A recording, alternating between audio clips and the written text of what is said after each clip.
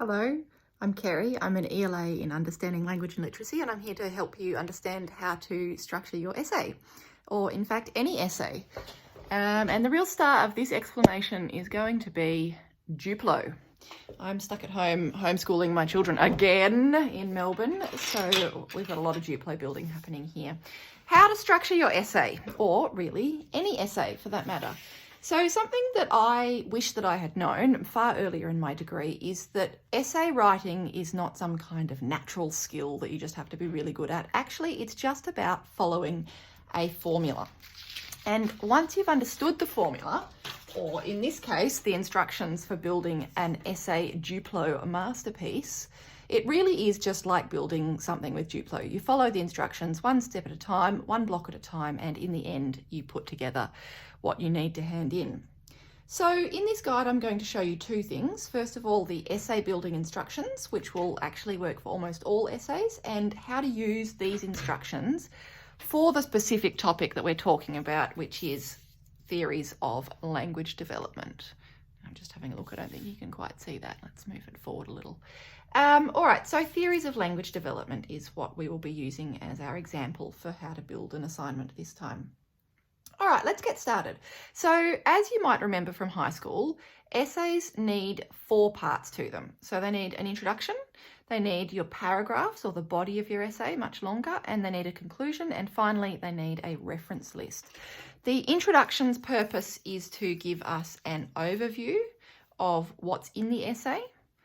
The body of the essay, each paragraph will follow the teal structure, which is using a topic sentence, explanation, examples, and a link. And the body of the essay is where you include your references as well. Each time you include information that you've read somewhere, you need to provide a reference. The conclusion just restates the main points that you've covered in the essay. Seems repetitive, but that's what's required. And the reference list is where you write down in one long list all the references that you used and you use for this essay, and for all units that you'll do in education, you use the APA style. All right, so let's have a look at this piece by piece using some Duplo, because as you might be aware, all your ELAs are actually primary school teachers as well, and we do love to explain things with hands-on method. All right, so let's start with the introduction block. Now, the point of an introduction is to tell us what's in the assignment. So we are going to keep it really simple here. Should be about 100 words in this case, about 10% of your total essay word limit.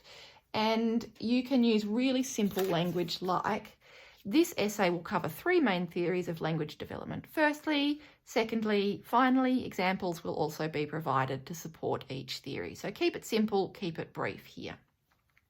And then you will have built the first step of your essay.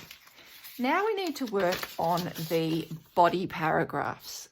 We're going to start with the behaviourist theory. So here's the structure of a paragraph itself. We need a topic sentence. Bring this back again. We need a topic sentence. We need explanation of the theory.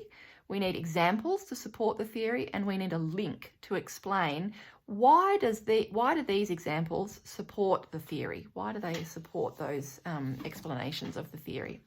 So let's start with a topic sentence. In brief, what is the topic of this paragraph?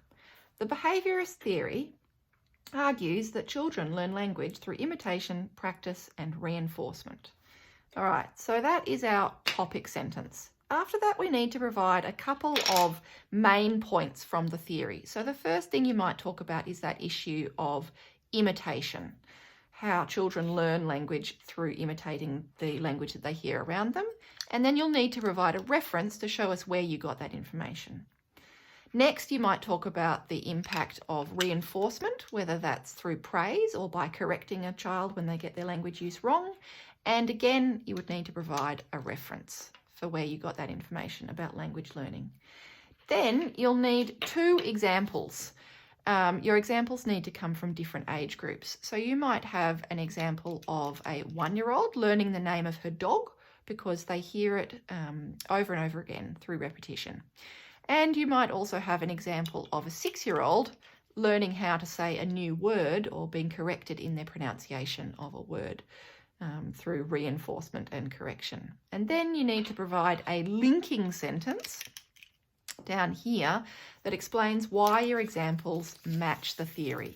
And you could use really simple wording like, these examples support the behaviourist theory because, and then explain that link. Join your first paragraph to your introduction, and you've got the first third of your essay done. All right, let's move on then. Next, you need to write about another theory. So you've done behaviourist, you've got interactionist or nativist left to choose from. I'm going to go with the nativist theory. Again, we're going to use this same structure: topic sentence, explanations, examples, and link. A topic sentence could be something along the lines of, the nativist theory argues that children instead are equipped at birth with all the skills necessary to learn language, and that these skills are simply activated when infants are surrounded by language. So there's your topic sentence. You'll need some explanations. So you might want to talk about the nativists' idea of the critical period for learning language and add in a reference to show where you got that info. You might want to talk about the idea of universal grammar and how children have an innate capacity to pick up grammatical rules. And again, you would need to add some references to tell us where you got that information. You'll then need 2 examples, again, from different age groups. You might talk about newborn sensitivity to human language, indicating that it is an innate skill. And you might talk about 3-year-olds overgeneralising the ending of words and saying things like, I runned or I sleeped. And then you need to add your link sentence to link your examples back up to your information or your explanation. And again, use a simple structure like, these examples support the nativist theory because blah, blah, blah. Provide that explanation. Join it together and you are now 2/3 of the way through your assignment. All right, I'm sure you get the picture, but because I'm a teacher, I can't resist going through it one more time. So I'll do it quickly this time. Topic sentence, explanations, examples, link. A topic sentence for the interactionist theory. Finally, the interactionist theory suggests that the main thing that drives children's language learning is social interactions and an innate need to communicate with others. So get your topic sentence block, stick on some information, main point from that theory, add a reference, another main point from that theory, add a reference, provide 2 separate examples, different age groups, and link it together with a linking sentence like, these examples support the interactionist theory because blah, blah, blah. All right, we are so close to the end now.